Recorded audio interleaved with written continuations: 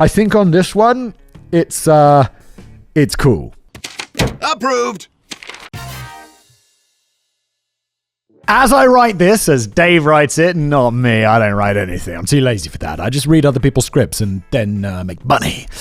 The world is falling apart. The French government has literally collapsed following a vote of no confidence in the Prime Minister. Donald Trump is poised to shortly regain the White House. And the President of South Korea just tried to declare martial law. This is so old this is old by the time I'm recording this. It's going to be so old by the time you're watching this. And more than 3 million people in Britain have signed a petition for a snap general election because it turns out that the Labour Party are a bunch of lying fucks. I mean, yeah, sure, they're politicians, but also they got voted in. They got their 4 years, and 3 million people is not enough to get a snap election going. What I would like more than anything at this point is to wake up in the morning and discover that my news feed over the last few days was a massive hoax orchestrated by Elon Musk because I wrote something derogatory about him on Twitter. Speaking of hoaxes, to cheer myself up a little this afternoon, I watched the Proof of a Brain Blaze episode called These Are the World's Greatest Hoaxes, and to my utter delight, at the very end of the video, Simon instructed me to just go ahead and write another one. Oh, I remember that. That was a while ago now. Having just finished 3 scripts on deadly drugs for Into the Shadows. I was more than happy to oblige. So, without further delay, let's look at some more of the world's greatest hoaxes. I think I really enjoyed the shit out of this one last time, which is why I think at the end of the episode I was like, more immediately. Produce. Taco Liberty Bell. With the possible exception of crumpets, Kendall, mint cake, and Dame Judi Dench, British superiority isn't really tied to physical items. The feeling of quintessential Britishness comes from immaculate queuing and knowing that there is nowhere else on earth that makes better cider. Yeah, I mean, all fair points. That's what our nation has. Queuing and cider. The kind of worst of all the alcoholic beverages? No, tequila's a thing. Tequila is a thing. Conversely, nothing seems to get American patriotism flowing quite like the physical stuff. I mean, what's more American than the Statue of Liberty, actually from France, the Latvian-engineered Golden Gate Bridge, or the British-made Liberty Bell? You're welcome, America. You're welcome. It's ironic, isn't it? Liberty Bell. I don't know any history about this, but the fact that a Liberty Bell in America is called the Liberty Bell and it was made in Britain and America's all about liberty from Britain, right? Right? Sounds like you guys might want to come back into the fold. I'm fine! I don't know why it's coming out all loud and squeaky, because really, I'm fine. As you may have guessed from the section title, it's the Liberty Bell that we're going to be talking about today. Now, I'll be honest, the only knowledge I possessed of the Liberty Bell is, until now, is what I learned from the episode of How I Met Your Mother. I know this one, called The Limo, in which Barney and Ted lick it. However, the internet is a wonderful thing, and after a quick Google search, I came up with the following, commissioned by the colonial legislature of Pennsylvania in 1752. The bell, that was pretty old. I mean, for America. In the UK, we'd be like, yeah, it's early modern. The bell was initially used simply to make a loud noise and alert people of things, such as the meetings of the legislature and other notable events. Over the years, it gained fame for being used to call people to protests about various issues. Although the story about it ringing during the reading of the Declaration of Independence is not true, it did become an icon of the anti-slavery movement. So iconic has the bell become that someone was moved to write this about it. The bell is the great American patriotic symbol, almost a national palladium. About that 20-odd hundredweight of cracked metal, there probably clings more of devotional feeling than about any other merely physical thing in the country. God fucking damn, people in the past, you write like crazy. It's so hard to read. People are, in short, very attached to it. Much easier. That's how we do it in the modern. We love efficiency in the modern era. We're just like, boom! That's what it means, no messing about. What a bunch of bullshit. Bearing that in mind, you can probably appreciate just how angry some Americans became when on the 1st of April 1996, adverts appeared in at least 5 national newspapers declaring that in order to help, oh, I know this, it was named the Taco Bell, but it was a joke. In order to reduce the national debt, the Liberty Bell had been sold to Taco Bell. That's right, in order to do their bit to help the economy, the fast food chain had purchased the iconic piece of American history. The advert read in part, in an effort to help the national debt, Taco Bell is pleased to announce that we have agreed to purchase the Liberty Bell, one of our country's most historic treasures. It will now be called the Taco Liberty Bell. Sorry, if you're American, taco. I can't say taco. It just makes me sound really posh. You're like, oh yes, what are we having for dinner, my dear? tacos. And will still be accessible to the American public for viewing. While some may find this controversial, we hope our move will prompt other corporations to take similar action to do their part to reduce the country's debt. I want to see the Microsoft Statue of Liberty. The Apple... insert other famous American thing here that I can't name. As patriotic Americans throughout the country, the Apple gun. Yes, the iGun. In a stunning turn of events, a superhero is being sued. As patriotic Americans throughout the country immediately picked up their phones and began yelling at every official organization whose number they could find, Press Secretary Mike McCurry poured fuel onto the flames of fury when he released the following statement. We will be doing a series of these things. Ford Motor Company is joining today in an effort to refurbish the Lincoln Memorial. It will be the Lincoln Mercury Memorial. That is fucking great. I love that this guy has a sense of humor. Not only were ordinary Americans so incensed that they couldn't stop for a moment to check the calendar, but some news outlets and radio talk shows also fell for it. That morning, many furious debates took place about just how ridiculous it was and how America had sunk so low that it was utterly beholden to corporations for its financial survival. News for everybody? It is. It doesn't matter if they're buying a Bell or not, it is. You are. We all are. It's called capitalism, baby. Yes. Sadly, all good things must come to an end. It's called capitalism. Where people get rich enough to lobby politicians to do things how they want so they can get richer and then do more things that they want. I mean, Why are we still here? Just to suffer. before there was actual rioting in the streets, the National Park Service issued the following statement. We are encouraged by the outpouring of concern, and I assure everyone that the ad is as false as it is cheesy. The Liberty Bell belongs to all Americans. It is not now, nor will it ever be, for sale under any circumstances, period. Even after this, many Americans were still furious. In part, this was because Taco Bell had supplied the Liberty Bell with its campaign, but mostly because they realized they now lived in a world where such an idea was not completely implausible. Taco Bell did rather well out of it, though. Some reports indicate that in the first 3 days after the ad went out, they received $1 million in a sales spike. Presumably, all of that. Wait. That's it? Taco Bell's enormous. $1 million is nothing to them. I mean, start talking about $100 billion and then we're getting somewhere. You guys know that reference, right? Austin Powers, where he goes back in time. Or Dr. Evil comes to the future or whatever, and he's like, and I want $1 million, because he thinks it's a lot of money, and all the politicians just laugh at him. And then he says $100 billion. And they're like, not that much money exists in the world or something, you know, they're just like gobsmacked by these crazy amounts. And I'm like, that's kind of not that much. I mean, it's 100 billion is a lot, but it's like a quarter of Elon Musk's net worth. Fascinating tangent, Simon. Let's carry on. Presumably all that righteous anger made everybody very hungry, and I mean, who doesn't love Taco Bell? I don't really like Taco Bell. I don't think it's that good. The company, an American friend of mine here, loves it, and he constantly berates me for not liking Taco Bell, and I'm like, you have no taste. The company was even kind enough to donate $50,000 of their profits to the upkeep of the Liberty Bell as a sort of "we are sorry you got offended" gesture. Yeah, I'm sorry if you feel bad. If you don't, I'm not sorry. Not only was this a fantastic prank, but it was also one of the finest advertising ideas in history. The SoCal Affair. This is the only prank we have covered on this channel, apart from perhaps Balloon Boy, about which I have slightly mixed feelings. As to exactly what those mixed feelings are, I shall explain more after we've delved into the story. Very good. It would make a lot more sense to do it that way rather than do it before when no one knows the story, Dave.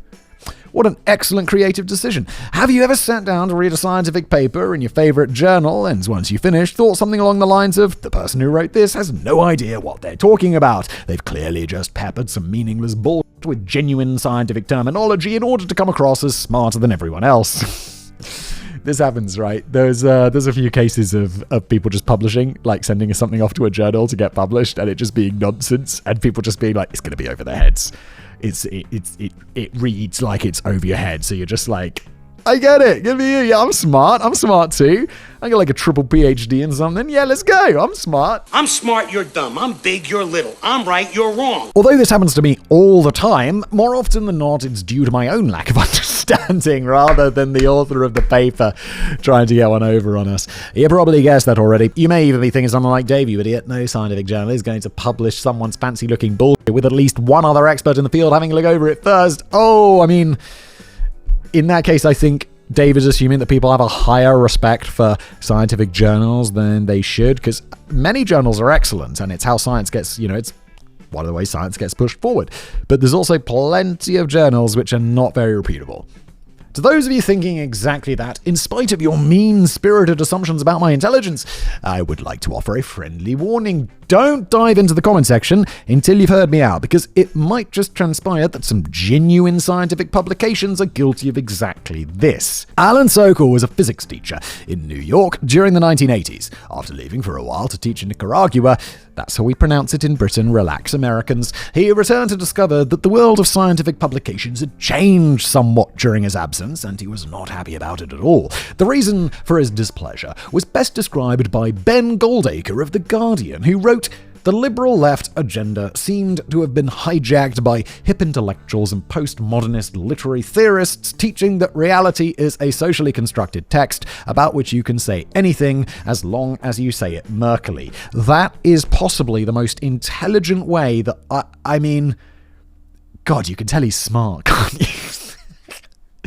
For those of you unfamiliar with this concept, it is an exceptionally time-consuming rabbit hole to fall down. The essential idea, as I always understood it anyway, is that reality, rather than being fixed and constant, can be shaped by cultural, social, linguistic influences. While most people agree that your perception of reality can be influenced by these things, it is broadly accepted that reality itself remains the same. Anyway... Whoop-de-doo! What does it all mean, Basil?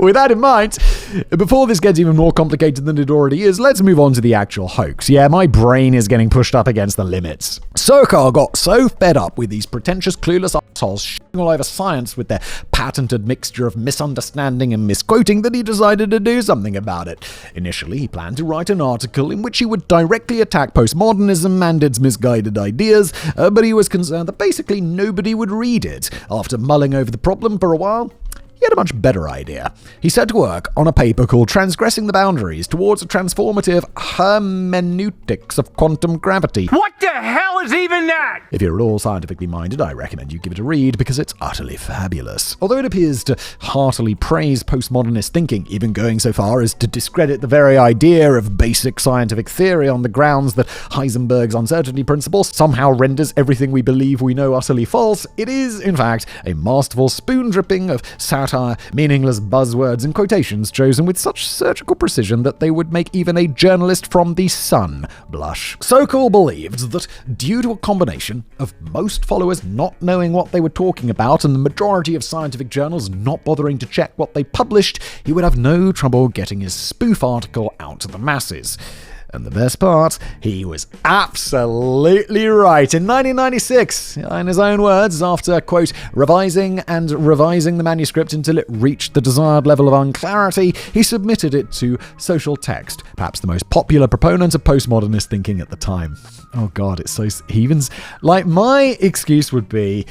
maybe the journal doesn't have an expert in that particular thing, but he's literally submitting his satire essay about postmodernism to a postmodernist journal.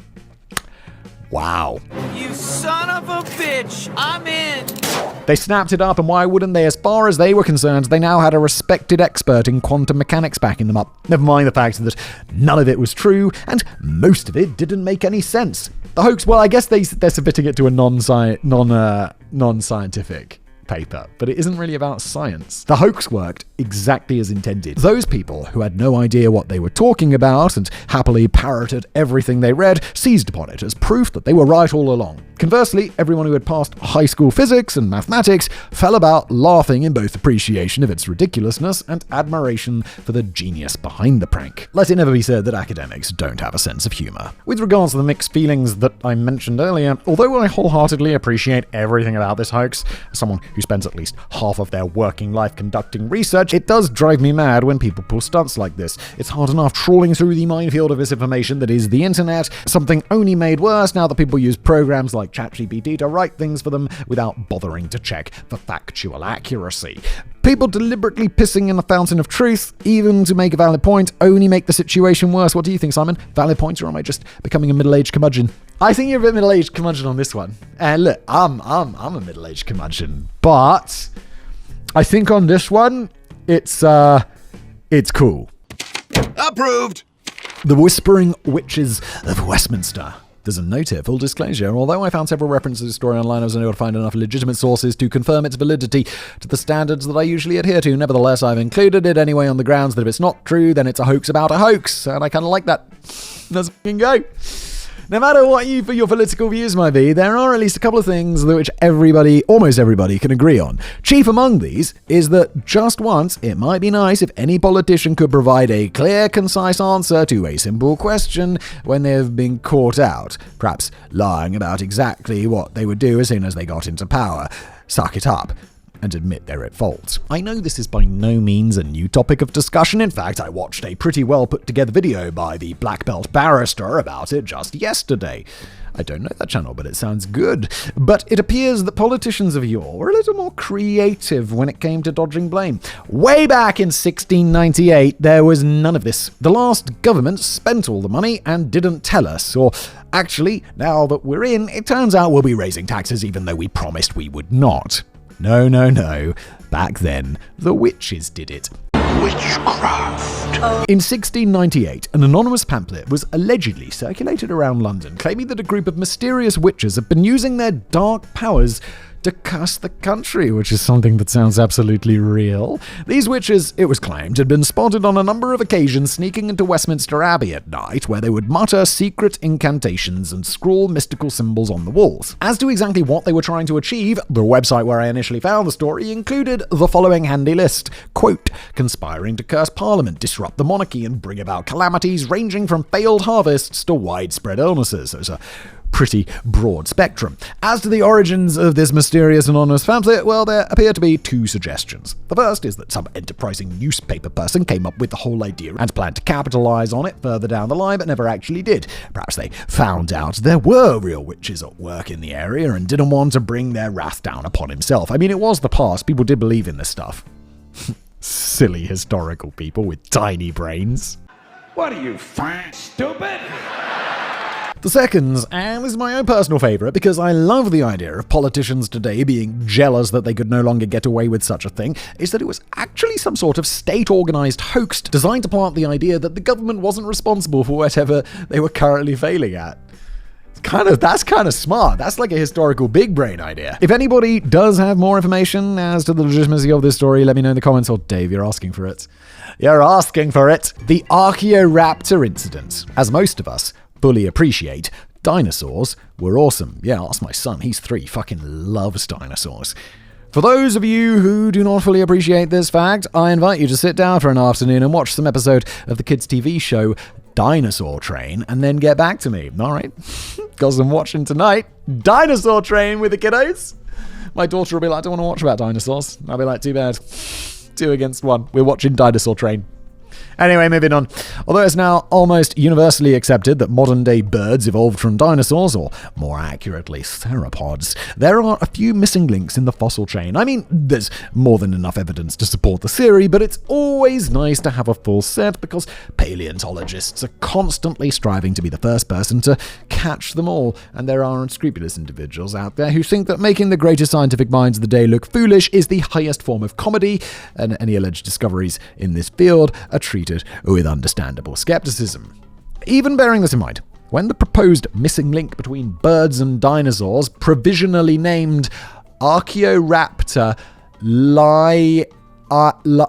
Lianogenesis. Oh, Jesus. Appeared on the scene in 1999. It really did seem to be the real deal. Christopher Sloan, senior editor of National Geographic, seemed to think so. Writing of the fossil, he said, "Its long bird arms and small body scream bird. Its long, stiff tail, which under magnification erupts into a series of tiny support rods paralleling the vertebrae, screams dinosaur. The creature found in Liaoning province in China is a true missing link in the complex chain that connects dinosaurs to birds." National Geographic's a magazine, though. It's journalism. It's not science. Difference. I don't think you'd read something like that in a paper. In a journal. Or in a paper in a journal. Look at my lips, you're ruining it. Ruining the fun for the next man. The trouble was, because he had been alerted to the fossil's existence by a friend and colleague whom he trusted, he perhaps did not examine the specimen as closely as he should have. This led to the rather rash decision to officially and publicly declare the discovery of an entirely new species. Later, when more extensive testing was carried out, the brand new dinosaur proved to be quite a few dinosaurs that had just been stuck together. According to an article in Cosmos, quote, "Subsequent detailed CT scans revealed that the Archo Raptor was glued together from 88 pieces of different individuals' fossils. Mostly, they came from two species unknown to science, making the specimens important in their own right. The tail was from Microraptor, then the smallest dinosaur ever discovered, while the front half was a primitive bird subsequently named Eunornis in a 2002 Nature paper entitled Archaeoraptor's Better Half." Clever title. Not only does this once again prove that academics are not without a sense of humor, it also proves that, in one way at least, they seem to be incapable of learning from previous mistakes. This is not the first, second, or even third time something has happened like this, and yet the field of paleontology was once again swept up in the excitement. I mean, these missing links have been missing for millions of years. Surely taking an extra month or two to confirm your findings are genuine probably isn't going to make that much difference. If this keeps happening, nobody is ever going to believe anything a paleontologist says. Imagine being the paleontologist who discovers evidence of some hitherto unknown feathered intelligent dinosaur species, only to have the rest of the scientific community be like, whatever, Steve. It's probably just a human leg stuck to a Tyrannosaurus spine or something. Yeah, just be like, archaeology? That's not even a real science, you f***ing loser. Go watch Ancient Aliens, you freak. On that somewhat rambling note, it's time to bring this episode to a close. Hopefully Simon will have enjoyed it. I did. So they'll demand another one immediately. We'll see. 2 episodes. I don't think that one's gone out yet. I want to see how it does. We'll see how it does, Dave, all right? And thank you for watching, dear audience. Thank you to Dave for writing it. And I'll see you next time. This is so old by the time I'm recording this. It's going to be so old by the time you're watching this.